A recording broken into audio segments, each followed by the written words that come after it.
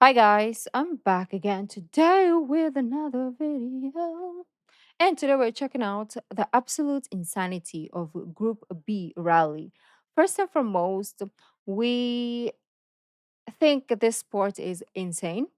So the fact that insanity is in caps is insane. And what does it mean Group B?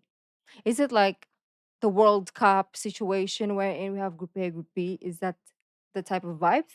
Or does it mean something else? Let me know in the comments. And you guys were explaining things in the comments, and I was like, oh, child, this is crazy. Crazier than I even thought it was. So I am scared, but also curious. Sometimes you're like, oh my gosh, don't do this. But also you're like, oh, I wonder what will happen if they do it. That type of thing, like insanity also. Like almost psychopathic, right? Because you're like, don't do this, you will hurt yourself. And then behind, you're also like, I wonder what happens if they actually do it, though.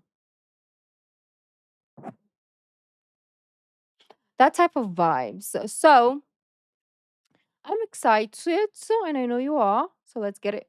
Subscribe, When do auto whatnot. racing first began in the 1890s, it was extremely simple. Get a bunch of cars and drivers together and have them race from Oh, one this town looks to another. fine. First one there wins. In a time before purpose built racetracks or electronic timing and scoring existed, this was the easiest way to put on a race and have an undisputed winner. However, these events were held on public roads, and thus you couldn't sell tickets and anyone could just waltz up and watch a race Mm. for free, or at least a segment of it. People wanted to watch the entire race and were willing to pay to make that happen, so around the turn of the 20th century, auto racing migrated onto horse racing tracks, as there were already hundreds of them dotted across Europe and North America. Fans could watch the entire race, get food and drinks, and even bet on the outcome. And the best part was, all the infrastructure was already built. In the span of less than 10 years, motorsports went from almost unrecognizable to looking exactly like a modern racing event today. But no matter how much the sport of auto racing changes or how much different it looks as the decades drag on, They don't some even people have are always helmets. going to want to do things the old way. Even to this day, there are still racing divisions that host races on those same horse tracks from the I 1900s. mean, they had Some helmets, people but who it wasn't insist on racing in the protecting old styles are just in it for the nostalgia. Others are purists nothing. and say that's the only real form of racing. But most see it as an old art form that deserves to be preserved and continued at all costs. Thus, some drivers still held on to the point to point style of racing that had started it all. Nope. In 1911, the Rally of Monte Carlo was held in Monaco, and the name stuck. That style of racing forever thereafter was known as rally racing.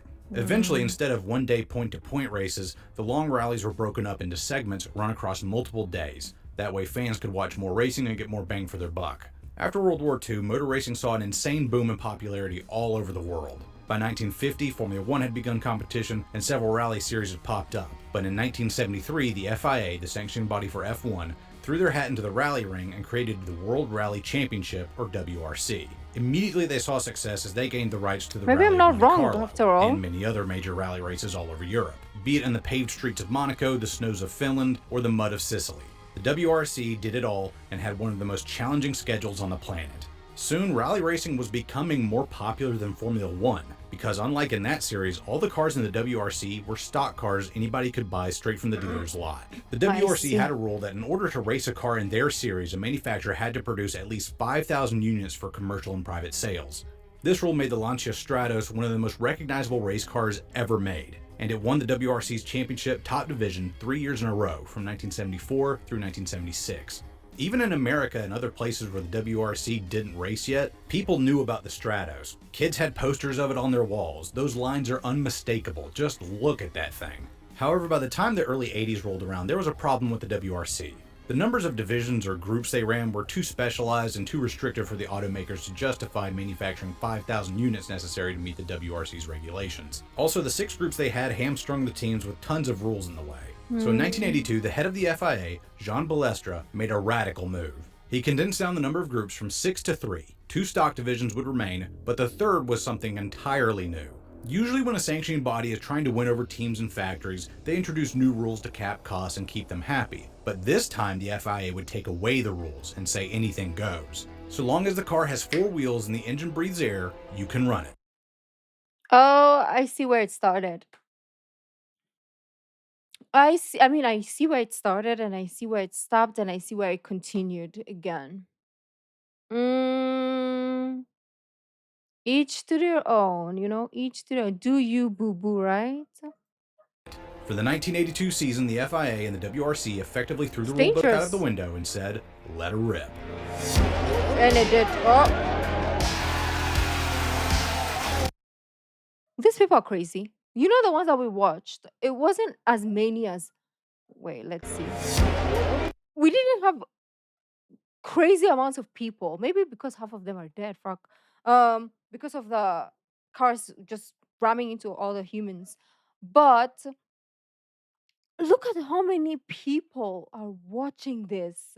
And then the car is about to hit them, and then they're like, ah,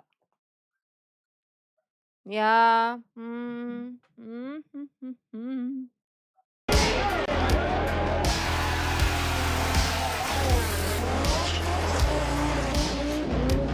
Oh, shabalabala. That was close. Oh, nah, bitch. No, nah. What is Group B though? Group B, as it came to be known, was pretty much the Wild I'm West of stressed. auto racing, only really matched by the insane northeastern supermodified scene back in the United States. Instead of 5,000 units needing to be produced, it was lowered down to 200, and if you changed something on your car from one year to the next, you only needed to make 20 more. A laughably low limit. There were no restrictions on horsepower, turbo and superchargers were given the go-ahead, and you could run any engine you wanted. Oh, And wow. even the dimensions of the cars were not mandated, meaning that you could watch a rear-engine Porsche 959 compete directly against a front-engine Soviet-built Lada. Yeah, the commie car. Group B was completely insane, and I love it. And the manufacturers put their money where their mouth was by putting forth some of the most monstrous cars to ever grace a race Damn. course. They started throwing money at their Group B programs and let their engineers go hog wild. Lancia were here to That's take their crown back crazy. yet again with their Rally 037, the spiritual successor to the Stratos. I bet the It engineers had a also like, 2-liter rear-mounted 4-cylinder engine that hallelujah. produced 265 horsepower. That doesn't sound like much, but with one of the few rules being a 960 kilogram minimum vehicle weight, about 2,100 pounds, that meant the 037 could absolutely fly through the streets. That Lancia would fuck claim off. the manufacturer's title in 1983, and they had yet another classic car to their name. Oh, The 037 in the Martini colors would become as iconic as any race car could ever hope to be. But their main rival in the 1980s was unquestionably Audi and their Quattro series of cars. The fact that the word Quattro rung a bell for you tells you how influential this series was in its heyday. Audi had won the title in 1982 with a nifty idea: four-wheel drive. Oh, The car was a God, front-engine he's design gone. and looked Where's he fairly going? normal, but it had a turbocharged inline 5-cylinder motor, and the four-wheel drive meant that all four wheels could put down the 340 horsepower it produced. It was significantly over the minimum weight, being just a touch under 2,500 pounds, but that much power combined with a way to actually get it on the ground effectively meant that Lancia had serious competition. Four-wheel drive for rally was largely seen as a novelty before Group B, as it was just too unreliable and broke easily. But Audi had apparently found the secret sauce and changed the game forever. They also started an arms race by constantly updating the Quattro. They started off with the Quattro A1 in 1983, but next they debuted the Sport Quattro S1. This was a big step up in two ways. First, it produced 100 more horsepower than the A1, despite using basically the same engine layout. And second, it really delved deep into the ever-evolving world of aerodynamics. Aero had been something that race teams all over the world had been fiddling with even since the snow. 1950s, but cars at the time simply did not go fast enough to make it worth spending that kind of money on R&D. But Group B pushed the envelope so much in the power department that aero was now a real concern, and the cars began looking less like street cars and more like rocket ships. Peugeot was also in the thick of it with their offering, the Peugeot. 205 T16. It had an inline-4 turbocharged engine that made in excess of 500 horsepower, and had aero scoops jutting out of every corner of the car. And despite it having that big front engine compartment, that's not actually where the engine is. At the It's back? in the middle for better In the weight distribution, middle? because this is Group B and you can just do that Interesting. sort of thing. It won the manufacturer's title in 1985 and 1986 with Timo Salonen at the helm. Now's where we get to talk about the absolute mad lads and lasses that drove these things, because they were every bit as weird as their cars. Yes, exactly. Timo Salonen was a Finnish driver who, despite his appearance making him look like a tax accountant, was the best driver in Group B's history, winning more events than anyone else. He was a laid-back man who never lost his cool and insisted on driving the car with just one hand and the other one being permanently left on the shifter. Stig Okay. Blomqvist took up driving duties for Audi and tamed their Quattro series, being instrumental to their title in 1984. Walter Roll won the title for Lancia in 1983, and of course we have to mention the queen of the hill, Michelle Mouton. She is arguably the greatest female She's race car crazy. driver that has ever lived. She set the Pikes Peak hill climb record in She has 1985, like won the 24 fire Hours of Le Mans, and to in this her day, she eyes. is the only woman to have ever won a WRC event. And there you have it, a recipe for success. The fastest car Are there women in this time, like during this time, that are doing rallies? Because they're crazy. I don't know why I'm going to be sexist, but I think men is understandable, because you guys just be crazy like that. But for a woman, like, what did you go through? What happened? It could be the passion of the sport or the love for it, and maybe you grew up, watching this or around people who love this. I understand, but what happened? Where did it all go wrong? I'm just kidding. cars ever built for rally racing mixed with the best drivers in the world. The FIA wanted to give the WRC a shot in the arm, and they had done it. By 1984, the WRC was more popular than Formula One, and fans flocked to these events in the hundreds of thousands. Sometimes as many as 400,000 people would buy tickets to Oh, see these cars and damn. drivers in action. There were very few, if any, crowd control measures in place for Group B events, and those 400,000 people gotta Oh, go somewhere. So people would crowd the racing lines and even stand on the track itself just waiting to get the perfect vantage point to see these it's race cars do their crazy. thing. Some of these videos are just jaw-dropping to Yeah, watch. It's like the uh-huh. automotive equivalent of the running of the bulls. I don't even know how the drivers or their co-drivers managed to see the road ahead of them. Mechanics and crew reported that after a segment had been completed, they would find bits of clothing and hair stuck in the grille and wings of their cars, body panels splattered with blood, and even fingers wedged into the air ducts. Group B was absolute mania. The coolest race cars, the best drivers, the most rabid fans on Oh, yeah, I went to the rally yesterday and I lost my pinky.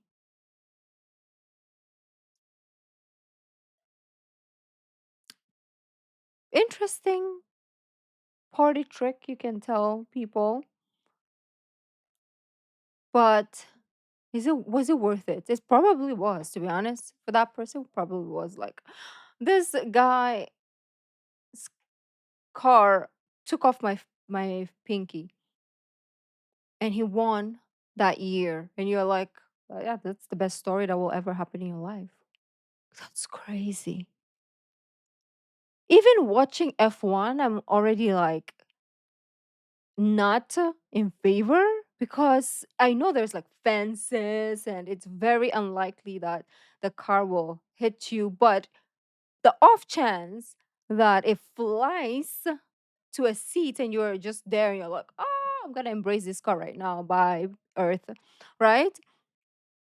Because maybe I'm too paranoid and I watch too much, like, what is that show? What is that television thingy? Oh, I forget. I can't even think right now because my brain is like stressed. Earth. Everything had worked out for the WRC and the FIA beyond their wildest imaginations. What could possibly go wrong?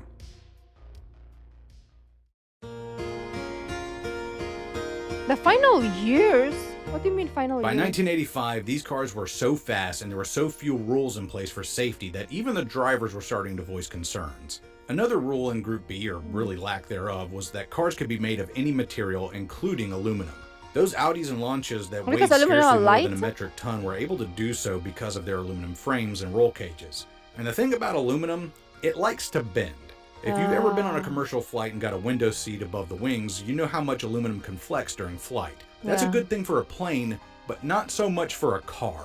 Rescue workers were also not numerous enough to do anything in case a Oh. car went off the track. It could take half an hour for them to show up on the scene, and their communications were also horrendously lacking. Oftentimes, the Uh, only way they found out that a driver had wrecked was when another driver drove past, finished their segment, got out of the car, and and reported the told smoke them. they had seen to an Oh. official. By the time medics and firefighters arrived, it was often far too late. Not to mention the hundreds of thousands of spectators crowding the roads made it hard to get to the scene even if their communication was better. On May 2nd, 1985, at the Corsica Rally, a Lancia 037, piloted Corsica. by Attila Bottega, went off and slammed into a tree. His co-driver was Ah. okay, but when medics arrived 20 minutes later, they found the co-driver Mauricio limping out of the woods and Bottega dead still inside of the car. The drivers petitioned the FIA to do something, but they determined that at the speed the car was going, nothing would have prevented Attila's death. It was more or less hand-waved Ah. away as a freak accident. Racing is inherently dangerous, that's true, but the FIA's investigation left drivers with little peace of mind. But later in the year during the Argentinian rally, Ari Vatanen crashed in a scary rollover. He broke both legs and a few ribs, one of which punctured his lung. He and his co-driver survived, but they both vowed to never race in Group B again. The cars were becoming so fast with so much power that one driver said the cars moved faster than he could react. It was more or less driving on instinct, right on the razor's edge of what was humanly possible. So going into 19... It's literally a legal unaliving, to be honest. If you would like to do this, for me, I just see it as like, I don't like my life and I just want to do something fun and hopefully exit. Because what is this? more or less driving on instinct, right on the razor's edge of what was humanly possible. So going into 1986, the FIA finally budged and outlawed aluminum roll cages and set limits on aero devices like wings and spoilers, in hopes of slowing the cars down. But everything else remained the same, no limits on power and no crowd control measures. Because coming in 1987 was the new Group S division, Group B's replacement. Look at that car, though. Here there would be virtually no rules. Manufacturers only needed to make 10 road cars to reach the production limit, and the automakers were already developing their new round of supercars. In March 1986, the Portugal Rally was held, and the country had already become a hotbed for gearheads of all stripes, and now Group B would get their shot at glory in the country. People flooded the streets, and the first incident of the rally occurred when a cameraman was basically pushed into the line of fire, and Timo Salonen damn near ripped the man's hand off with his car and completely destroyed the $3,000 camera. The next accident would not be so lax. Joaquim Santos, a native... Okay, thank God. I thought it was gonna be him because they were talking about the cameraman. I thought it was the cameraman himself, but it's the camera. Okay, fine. $1,000 camera. The next accident would not be so lax. Joaquim Santos, a native Portuguese driver, started off in his Ford RS200. Wanting to see the hometown guy rip through the streets, people crowded more and more onto the course. At one point, a spectator jumped out onto the track and Santos swerved to miss him. He then overcorrected and the car slid broadside into a group of people. His co-driver Miguel Oliveira said that in Group B the cars were so fast that he just had to look at his notes and feel the track turn for turn. But in this instance, he suddenly felt thuds and bumps as the car careened into the crowd. 32 people were injured and 3 people died, including a mother and her 11-year-old son. In a disgusting move, the FIA continued the race and did not tell the other drivers what had happened. When the drivers completed the segment and got told what happened, they banded together and vowed to go on strike to stop the competition. But the FIA kept things going, and Jean Balestre said he would punish any driver or manufacturer that walked out. At the Corsica rally just 2 months later in May, Henry Tovinen and his co-driver Sergio Cresto were putting on the race of their lives, winning stages left and right. But on the second day of competition, their Lancia went off at a point where there was no guardrail and it flew off of a steep hill. The fuel tank immediately ruptured and a ball of fire erupted from the crash site. And Drivers completing the segment reported... It's so hard to escape from that car because you're all buckled in. I don't think the escape from that is... And it really went up in flames very, very fast. I don't even think they have a chance or an opportunity to escape. How would they even? I can't even picture. Uh, I don't know. And even if they escape, they're gonna fall to like hopefully on a tree because it will help you from the impact.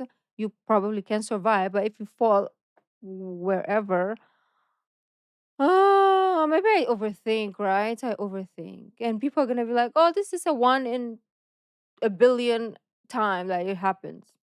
I'm not gonna play with statistics because you never know. You know, the world is not fair to everyone, right? Some people are like happy-go-lucky, things happen to them, but me, when I touch like a freaking spoon, it will burn me even if I didn't put it in anywhere hot, just because I'm not the luckiest person in the world. Like I'm not the probability of lucky. Yeah. So I probably will end up like that just because that's how the world is effed in my life. You know, this is crazy. Fuel tank immediately ruptured and a ball of fire erupted from the crash site. Did it Drivers burn completing the segment reported to officials that they'd seen black smoke in one of the turns, and by the time rescue personnel got to Henry and Sergio, there was nothing left of the wreck except a charred frame. Now in action was borderline criminal, and after international pressure from drivers, manufacturers, and governments, Group B was immediately banned from competition and never got to see the light of day again. And its successor, Group S, was scrapped entirely. Okay, so the it's just After Group Group B B's that was. disbanding, Group A, the more strictly Yeah. stock division, picked up the banner and marched forward. But this time with the restrictions and safeguards the This is drivers what of we the 80s had watched. wanted. Now there Maybe. were crowd limits, they had to be kept further back in most areas, and rescue Mm. personnel were more numerous with helicopters in the air and radio communications opened up between them. Now if a driver went off, their officials would know about it immediately and be able to send help within a few minutes rather than half an hour. Even still, rally racing remained popular all over the world. The Subaru Impreza WRX and the Mitsubishi Lancer Evo became classic cars, and their computerized traction control systems and driver assist are commonplace on road cars today of all makes and models. The features you take for granted in your personal car and the safety precautions in place at every racetrack today were earned out there on the ice, snow, gravel, and dirt stretching from Portugal to Corsica, from Finland to Mm. Argentina. People had to pay a high price for those things. And if there's any silver lining to Group B and rally racing as a whole, it was that they have saved countless lives through these technological advancements. The WRC is still competing today, and the Damn. envelope is still being pushed, but with the proper safety measures in place to make sure we don't repeat the same mistakes. And even with all the new rules set up, limiting horsepower and boost, and making the Oh. cars sturdier with steel, if you watch a modern WRC event, you can see that the true spirit of Group B never completely went away. They're flying though.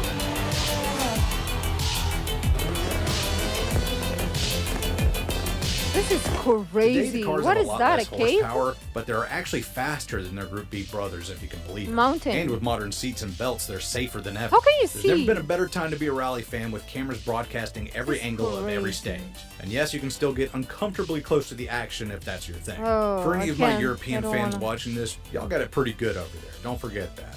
Anyway, I'm Slapshoes. Okay. Thanks for watching, and until next time, y'all take it easy. I mean, I'm glad that they kind of made it strict, but at the same time, you know, if people wanna, like, for example, for me, I'm like, ah, this should not even exist. But if there's a lot of people who are like, oh, we want it, we don't care, blah blah blah, it's okay. You know, you're allowed to do you, and I'm allowed to avoid it at all costs as well, right? Each to their own. I'll just watch at a safe distance, which is on YouTube. I'm good with that. Unless YouTube suddenly has like 4D experience or 69D experience wherein the car can come into your home, and if we hit a crash, it will crush you also. Then unsubscribe. But until then, I will still watch it because I'm crazy. You're crazier, but I'm crazy. So we're all in the same boat, kind of. I'm at the back though. But thank you guys for joining, and I'll see you in the next video. Bye.